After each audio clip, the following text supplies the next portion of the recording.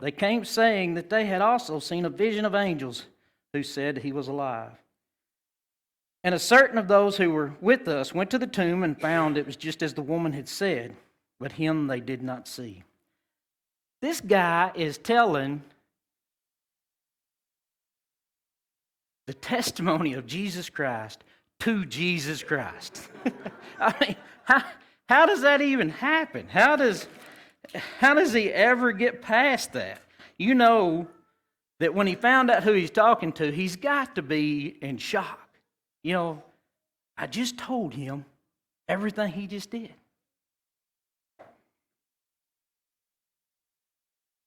"25. Then he said to him, O foolish ones and slow of heart, to believe in all that the prophets have spoken, ought not the Christ to have suffered these things and to enter into his glory? And beginning at Moses and all the prophets, he expounded to them in all the scriptures and the things concerning him." This is a 7-mile journey. And I was telling James today, I said, I hope when I get to the gates of heaven, it's at least 7 miles wherever I've got to go. That way he can show me and we can walk and he can tell me that same story. Because you know what that had to be like. For him, beginning with Moses and all the prophets, he expounded to them in all the scriptures the things concerning him. Man, that's got to be the best sermon there ever was. Oh, that'd be awesome. 28. Then they drew near to the village where they were going, and he indicated that he would have gone further. But they constrained him, saying, Abide with us, for it is toward evening, and the day is far spent. And he went in to stay with them. Now it came to pass, as he sat at the table with them, and he took bread, blessed it, and broke it, and gave it to them. Then their eyes were opened, and they knew him, and he vanished in their sight. And they said to one another, Did our hearts not burn within us while he talked with us on the road, and while he opened the scriptures to us? Man, what a day that would be, to go from you thought everything was done, everything they'd been working on, all the faith they'd put in Jesus, to watch him get crucified. And then you have doubts. You know they had to have doubt. To walk home, sad, disheartened. And then this guy appears, and he tells them everything they didn't understand. They knew it. They were willing to share the gospel of Jesus. They knew what he had done, but they didn't quite get it. They didn't quite understand, so he explained it. And then after he explained it, for them to invite him in, and he break bread, and they recognize him. Man, that had to be a moment. That had to be something that was just beyond life-changing. And it did. It changed exactly who they were. So they rose up, and that very hour they returned to Jerusalem and found the 11 and those who were with them gathered together, saying, The Lord is risen indeed and has appeared to Simon. And they told about the things that had happened on the road and how he has known them in the breaking of bread.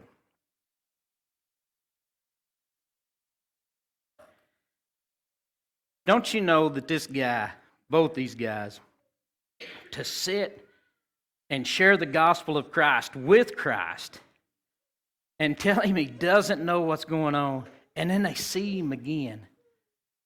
How embarrassing would that be to go back and tell everybody that, hey, he's still here. He's still working. And you know, all right, I'm going to go back to this group. If I'd done the same thing, I know I'd never get to hear the end of it. And it would be great. It would be great to do it. But that was just, even with all that, even with all their lack of understanding, what was the first thing they did when they got it? When they knew who Jesus was. And it was real to them, and they saw it, and they knew the whole story. And they knew they were in danger, but yet they run back just as hard as they could to tell it. Man, that's awesome. That is doing what's in the Word. That's what's doing, they did what's in the book. Man, it's just, and I want to go a little further. I tell these, we talk about stories a lot. And I shouldn't call them stories because they're not stories. They're encounters with Christ. That's what makes them real. That's what makes them jump out to us. That's what changes us. Every time we have an encounter with Him, it's just like you touched on this morning. Even when we're broken and we have an encounter, we're that much stronger coming through the other side of it. Even these guys, to be so disheartened, but yet have an encounter with Christ and it changes who they are. I would love to know where they went from here. What happened? Where they went, where they shared the gospel. But even in doubt, they were sharing the gospel, even when they didn't understand it completely. And they were blessed by it. In Mark 5, and there's a point to this. Y'all just stick with me. In Mark chapter 5, I'm not going to turn to it, but y'all know the story of the lady with the issues of blood. For years, she had sought every doctor, everything that she could do to get healed. Spent all her money. She was desperate.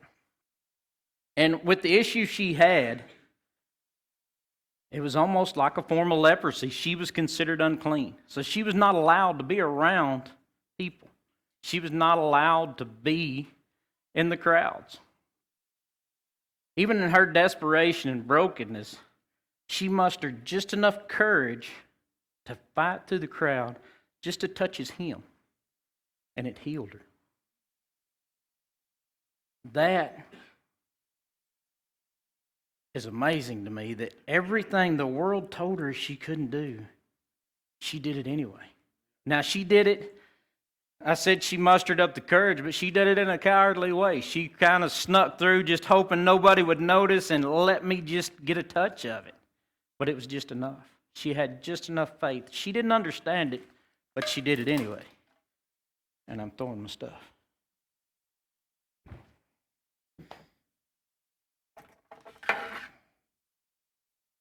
Mark chapter 9. Y'all know I love this. Y'all have heard me talk about this before. The father who had the son who was demon possessed didn't understand what to do. They had sought everything they could to try to get his son healed. But all he could do was just go to Jesus. He went to the disciples first, and the disciples didn't know how to do it. They didn't know how to pull this demon out. So Jesus came and told him what he had to do. All he had to do was believe.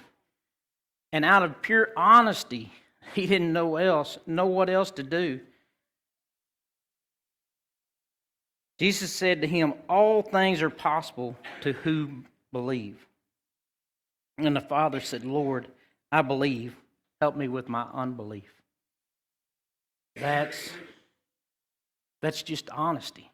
Even though he didn't understand it, he didn't know what to do next. He didn't understand the rules that we go by. He didn't understand that, hey, you got to do this and you got to do that and you got to do all this.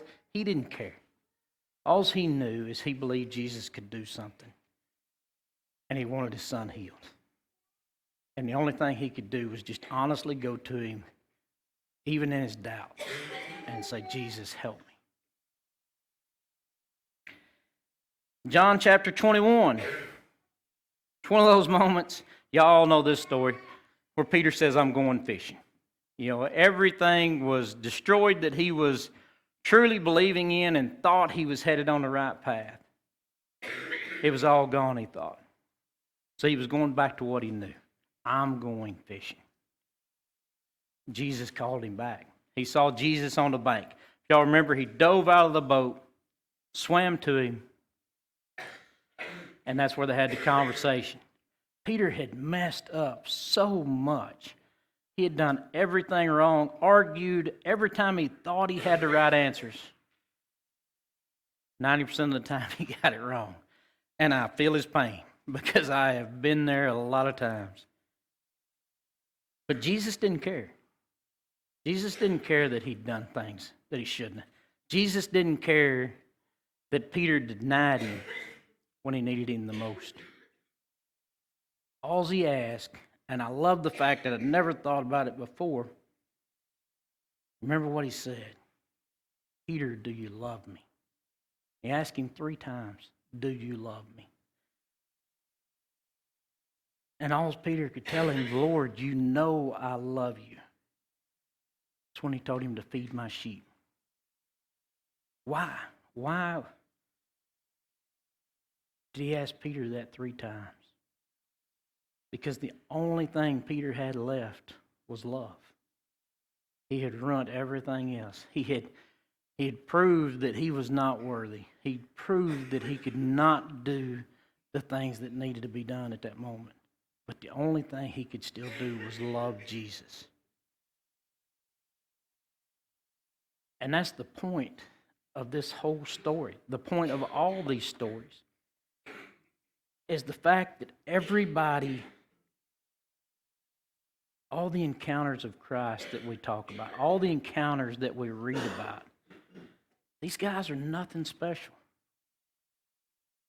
There's some amazing things have happened in their life. And the reason I know that's because here we are 2,000 years later, and their stories are still changing people's lives. And it's not the fact that they did anything other than what we can still do today. Because if you really just take a deep look at who these people are, these 2 guys that were walking the road to Emmaus, they'd give up. They were going home. They were just like Peter. I'm going fishing. I'm going back to what I know. Leave me alone. Let me go sit in the back,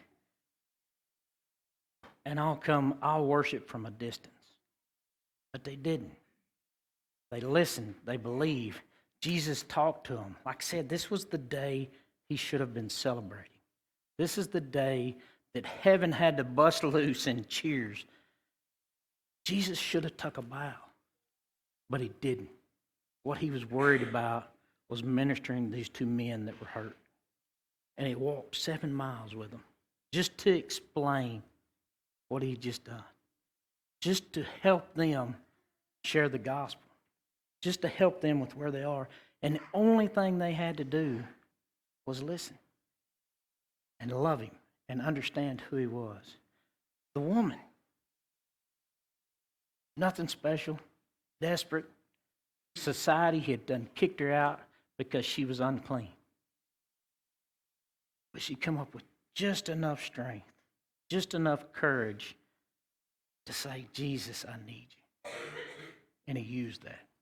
And that story's still working. The guy, the father, the only thing he had was honesty. That he didn't know what to do. He didn't know who Jesus was completely. He didn't understand what was happening, just like me. There's a lot of days I'm the same way. I don't understand everything in here. I don't understand everything he asked me to do, but I do know he's a part of it. And I do know even when I doubt, he's got me. He can cover me with it.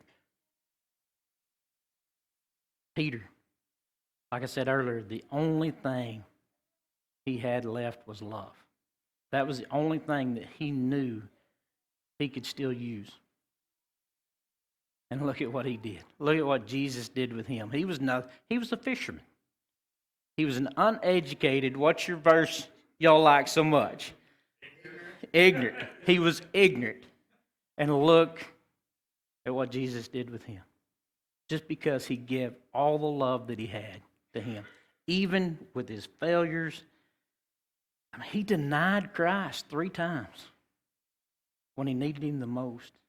But yet he put that away and humbly come back and said, Jesus, I love you. And he used him.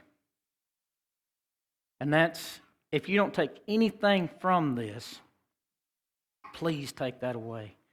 That these men and women, they were not superheroes. They were not elegant speakers. They were not set out to be heroes from the beginning. They gave the same thing that we can give today. We can have the humility. We can have that heart for other people that Peter had, the love that he had.